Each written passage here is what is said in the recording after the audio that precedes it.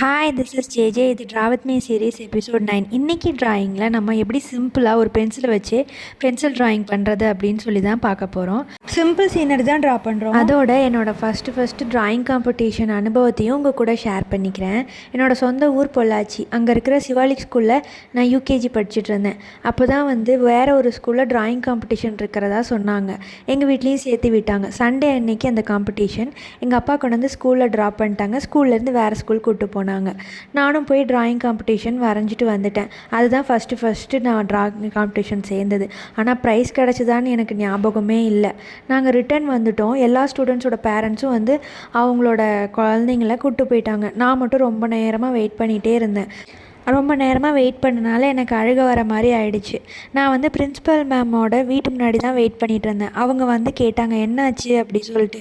இந்த மாதிரி அப்பா வரல அப்படி சொன்ன உடனே, சரி அழாத, வருவாங்க, வெயிட் பண்ணு, நான் போய் உனக்கு ஸ்வீட் எடுத்துகிட்டு வரேன்னு சொல்லிட்டு கேசரி கொண்டு வந்தாங்க. அப்புறம் அந்த கேசரியை சாப்பிட்டுட்டும் வெயிட் பண்ணேன்.